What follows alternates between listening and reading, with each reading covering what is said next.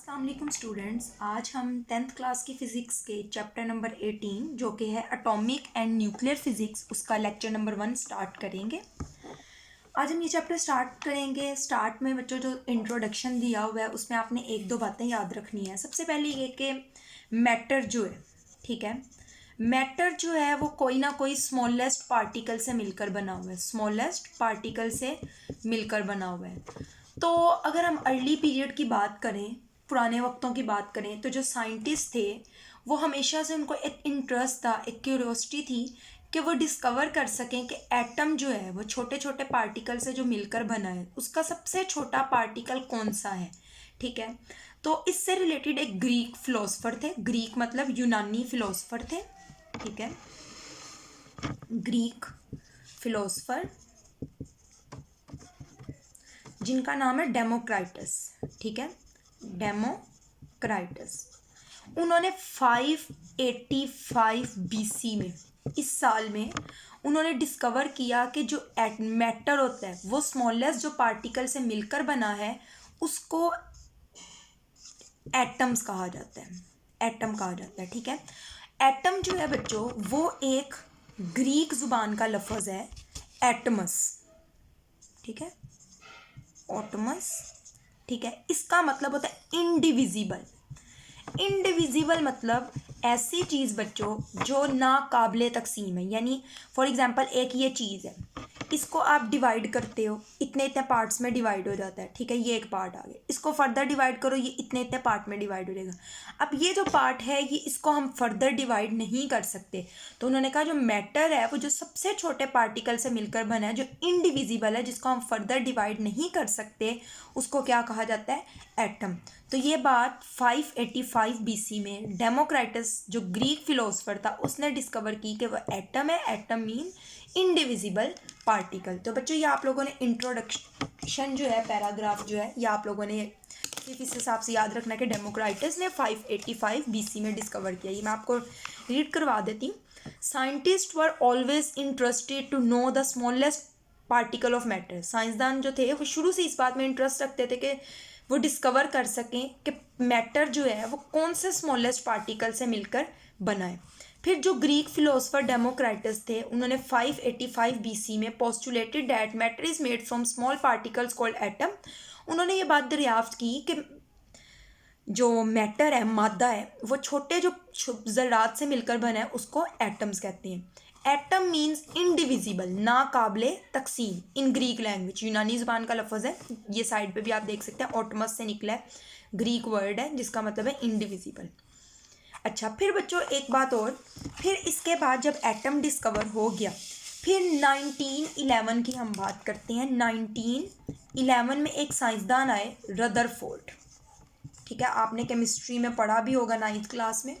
But 1911 में Rutherford scientist आए, उन्होंने कहा कि ये जो एटम है इसके अंदर एक स्मॉलेस्ट पार्टिकल होता है, स्मॉलेस्ट पार्टिकल नहीं सॉरी, सेंट्रल पार्ट। क्या है, सेंट्रल पार्ट, यानी इसके सेंटर में एक पार्ट होता है जिसको हम क्या कहते हैं, न्यूक्लियस। तो रदरफोर्ड ने 1911 में बताया कि एटम का जो सेंट्रल पार्ट होता है उसको क्या कहा जाता है, न्यूक्लियस कहा जाता है। तो देखें, रदरफोर्ड इन 1911, आपने रदरफोर्ड का नाम और 1911 याद रखना है, वहाँ से फिलोसफर डेमोक्राइटस का नाम 585 बीसी।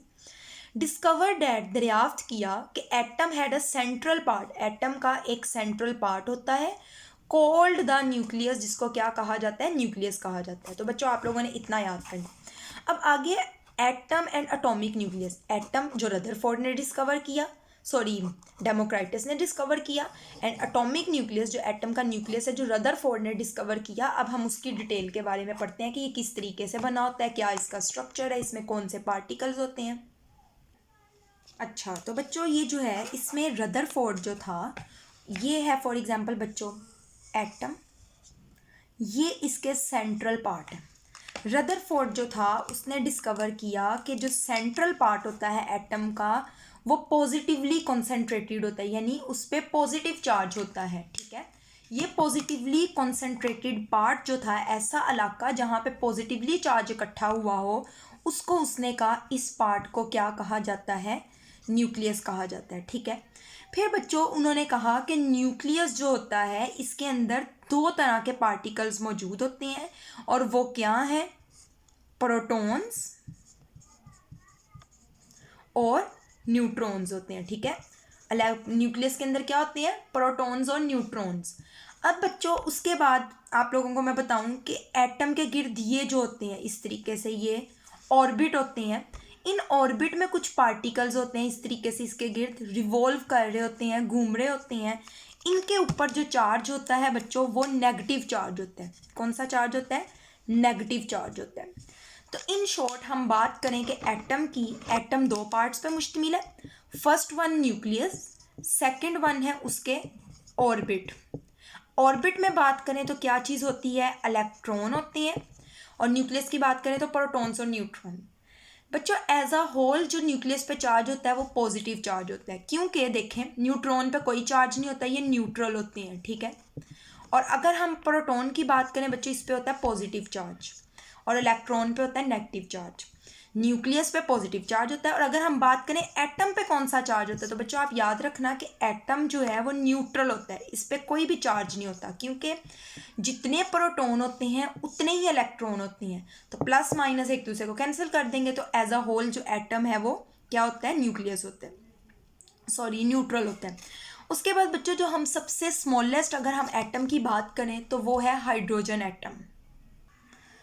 अच्छा ठीक है बच्चों, अब हम बात करते हैं एटम के जो पार्टिकल्स वगैरह होते हैं उससे रिलेटेड कुछ टर्म्स हैं जो इसको डिस्क्राइब करती हैं। एक है आप लोगों का atomic number, atomic number. Second one है बच्चों आप लोगों के पास एटॉमिक मास नंबर।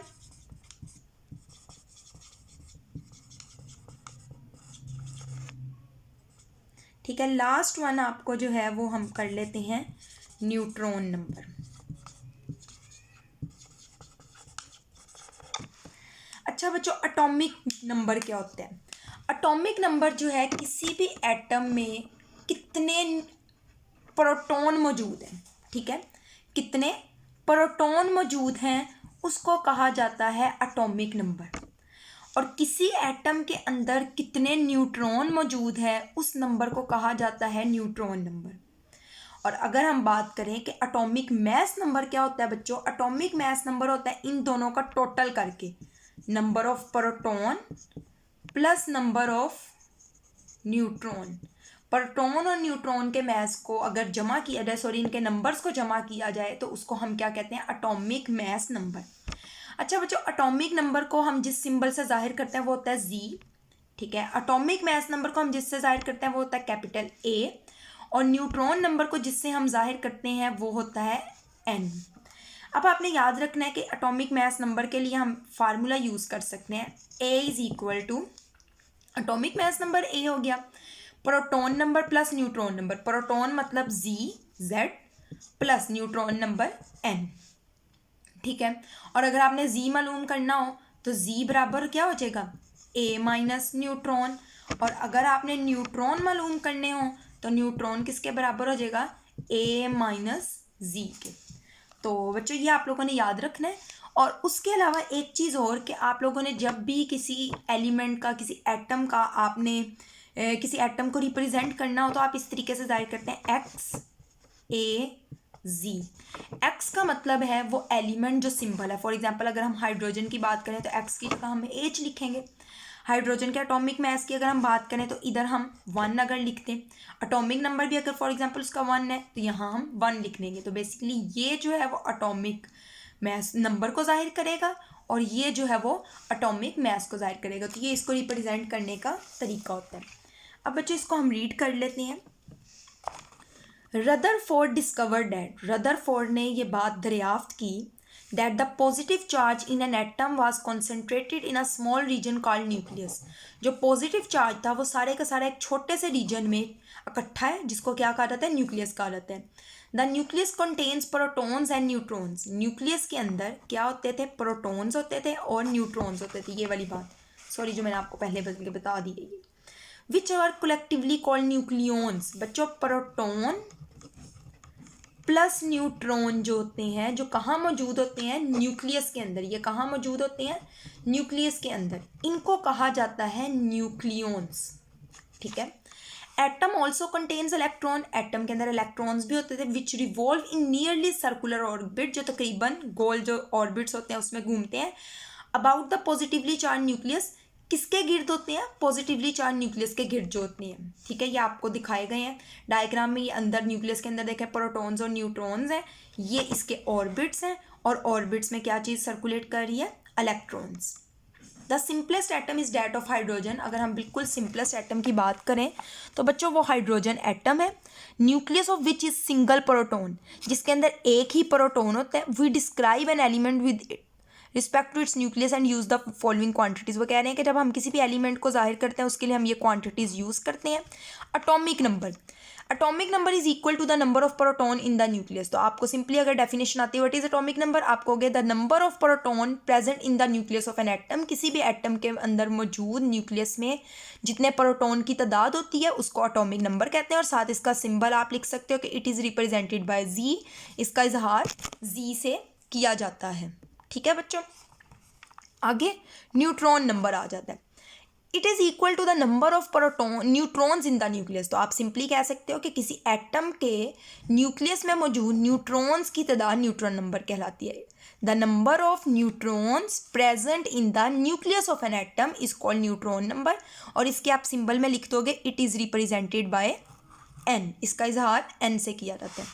आगे बच्चों आ जाता है एटॉमिक मास नंबर। आप क्या करोगे, it is equal to the number of nucleons. ये न्यूक्लियॉन्स की तादाद के बराबर है। न्यूक्लियॉन्स मैंने अभी आपको बताया था proton plus neutron, proton plus neutron in the nucleus. तो आप क्या कह सकते हो, द नंबर ऑफ न्यूक्लियॉन्स, आगे ब्रैकेट में protons and neutron, present in the nucleus of an atom. किसी भी एटम के न्यूक्लियस में मौजूद न्यूक्लियॉन्स यानी प्रोटॉन्स और न्यूट्रॉन की तादाद एटॉमिक मास नंबर कहलाती है।